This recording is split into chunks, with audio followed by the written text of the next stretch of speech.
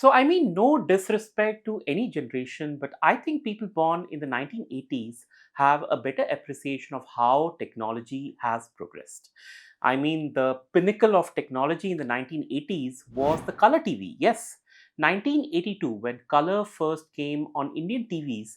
And I love those video games we used to play Atari, Sega, Nintendo.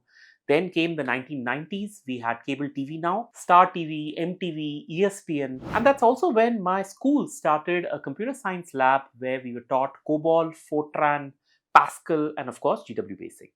We carried floppy disks then, 5.25 inches and 3.5-inch diskettes. And it was only in the year 2000 when, as a 20-year-old, I first heard of something called the World Wide Web. The world of today looks nothing like the one 20 years ago, and I'm glad India's digital progression has always been steady and upwards. The first wave, it started in the 1990s. It was led by IT services giants like Infosys, Wipro, and TCS. That's when India became the back office of the world, exporting software services and IPO solutions at scale as it thrived on cost arbitrage, global delivery models, and a talented engineering pool. The second wave, and this is the part that's relevant to today's video. So the second wave started post 2010 when technology started getting fused with consumerism. This gave rise to platforms like Zomato, Swiggy, Paytm, PolicyBazaar, FirstCry, Justdial, IndiaMART, essentially internet first brands that are solving uniquely Indian problems, but they are doing it at a massive scale. Our everyday lives are getting digitized now, from ordering food to buying insurance, shopping online, booking tickets. And when you have a billion, okay, not a billion, when you have a few 100 million people consuming these services, the math generally seems to work out. And so in this video, we'll explore an upcoming investment vehicle, the Grow Nifty India Internet ETF FOF, which is a first of its kind internet companies based index fund that's designed to capture the upside of India's booming consumer internet sector, consequently turning the digital habits of millions of Indians into a compelling opportunity for investors like you and me. Let's begin. Now, there is no dearth of technology themed mutual funds out there. But when one takes a closer look at the portfolio of some popular schemes, it's hard to ignore that most of them are still heavily tilted towards first wave companies. Infosys, TCS, Tech Mahindra, Wipro, HCL, Persistent, FirstSource, etc. These funds are all benchmarked to the Nifty IT Index, which itself is a concoction of first wave companies specializing in IT services, business process management, and ITES activities. These guys have had a good run over these past 20-25 years, but because every wave subsides over time, this is probably not what you and I are looking for in terms of modern technology. Which brings me to the newest index in town, the Nifty India Internet Index. This index is a grouping of stocks that aims to track the performance of companies that conduct their business largely through online platforms, or as I define it, the second wave companies. It currently comprises of 21 companies, all popular names, with most of them offering a B2C solution. So from top to bottom, we are looking at Eternal, the parent company of Zomato and Blinkit. These guys are into delivery. PB Fintech, more popularly known as PolicyBazaar. InfoEdge India, the OG of Indian dot-coms, Naukri, Jeevan Sathi, 99 Acres, and of course their stake in the previous two. 197 Communications, their brand name Paytm deserves a mention in Indian dictionaries.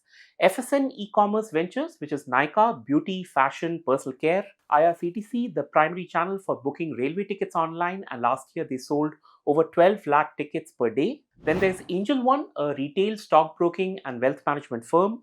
Swiggy, also a delivery service that's available in 580 cities across India.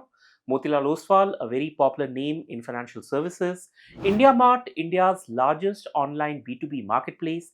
And the list goes on. There's Brainbees Solution or FirstCry, Cartrade Tech, an automobile platform, Easy Trip Planners, IIFL Capital Services, Justdial, and a few more. Each of these companies were once looked as a disruptor within their industry, but over time they've built a massive retail base and are expected to grow even further. Now, although all these companies have technology at its core, I don't think one can find a more diverse set of new age companies within a single index. I mean, look at this. So we have 6 distinct sectors, if I can call it that. E-commerce, which is the biggest at 35% currently. Then we have financial technology, B2B enablers, stockbrokers, tours and travel, and digital entertainment. But that's not all, because if one looks closely, every sector seems to have multiple subsectors within it. For example, within e-commerce, we have delivery services, sale of beauty and fashion products, and also automotive transactions. Likewise, within financial tech, we have payments and insurance. The enablers includes jobs, matrimony, suppliers, gig workers, and so on. On a broader perspective, I hope we can all see how different, how unique these businesses are when compared to first wave companies like Infosys, TCS, Wipro, who are all mostly doing the same kind of stuff and are running behind similar clients. It's also the reason why I feel the Nifty IT Index is not the right benchmark to gauge new age companies, and why Nifty indices had to come up with this Nifty India Internet Index. So let's examine how this index has been put together. As I said earlier, there are 21 constituents within the index, 21 companies, but this isn't a fixed number, and the index is free to add or subtract companies as it deems fit. In fact, the Nifty India Internet Index has been adequately rebalanced, with a couple of companies moving in and out in every iteration. And how are the companies chosen? Well, firstly, the index uses the Nifty Total Market Index as its universe, which means it picks from within the top 750 stocks across large, mid, small, and even microcap companies. Obviously, the companies selected are only the ones that are focused on the internet. That is, it has to be an internet-based business. The index doesn't have a maximum number of constituents, but it does have a minimum, which is at least 10 companies at any given time. The stocks are allotted weights based on their free float market capitalization, with the weightage of each stock capped at 20%. This is why we see Eternal, Zomato right at the top with a 20% weightage. And if I'm not wrong, it's the only large cap company in this list. What else? This index is reconstituted twice a year in March and September, while it's rebalanced on a quarterly basis to maintain compliance and also to adjust stock weights as and when needed. Some people get confused on what these two terms mean. So very simply, reconstitution means the replacement of stocks within an index. So basically, X company moves out, Y comes in, etc. While a rebalance is the act of adjusting weightages within existing stocks. So some stocks might have gone up dramatically in price, others might have come down. Basically, the rebalancing process gets it back within the prescribed norms. Okay, let's examine the performance now, and please note the Nifty India Internet Index has a base date of October 2021, which means there isn't much data for me to work with. But it isn't too less as well. We have some 3.5 years of information, and we see here that over the last 3 years, the Nifty India Internet Index has done a lot better than broad market indices like the Nifty 50 and the Nifty 500. Now, unlike what we do for other indices, rolling returns, trailing returns, annual return, I think it will be more helpful here to look at how the constituent companies are progressing so that we have a broad sense of what's happening. Let's take sales first, and in spite of its massive scale, running into a few thousand crores, most of the 21 companies have been growing at a good clip of 20, even 30% a year. Profitability wise, the operating margin and the PAT is firmly on the rise, and so is the EPS, which, as I explained in episode 2 of my Learn on the Go series, it's the growth in EPS that will eventually decide the worth, the value of any company over the long term. Speaking of value, many of the companies have done extremely well, over 50% CAGR in terms of market cap. But there is also a nervous part to this, with few of the companies presently at a price earning multiple of over 100. Even the Nifty India Internet Index is currently at a PE of over 100, and I guess Eternal can be eternally blamed for that. But again, these are new age companies. One will have to pay some premium for these at least for a few more years, which is where I feel a setup like an SIP is more suited for any investments here. All right, now that I've said it, how does one invest in this index? One option. Actually, there's only one option. So Grow, the mutual fund company, has recently introduced a scheme that mirrors the performance of the Nifty India Internet Index.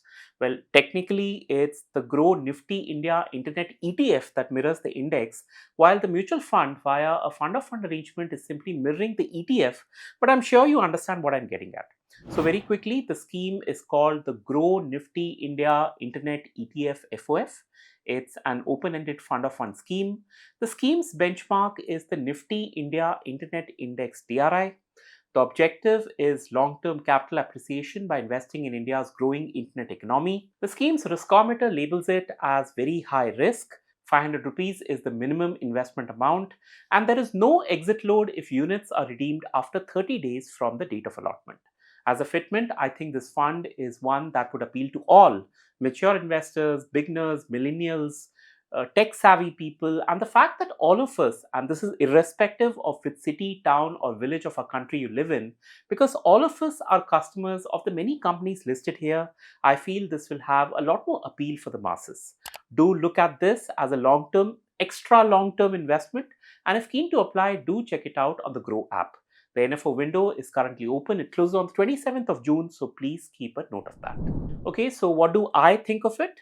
Well, I'll put it a bit differently in the sense that my international investments aren't much, maybe 20-25 lakhs at max, but almost all of it are in funds that cater to an area where India has been lacking, that is, technology products and internet applications. With the introduction of the Nifty India Internet Index and the corresponding ETF and FOF, I can narrow some of that gap, and it is my belief that although the second wave still has a lot of room to expand, a third wave has started emerging as Indian companies start exploring new areas like deep tech, AI, and also sector-specific innovation around agri-tech, health tech, EV, semiconductors, and AI-driven SaaS. With India's digital economy projected to constitute a fifth of our country's GDP by 2030, plus the fact that we are already the world's third largest digital economy behind the US and China, it is definitely one megatrend that I don't want to miss out on. With this, I'll close my presentation. Hope you found it useful. Thank you for your time. Do like this video, subscribe to my newsletter, and I'll see you very soon. Until then.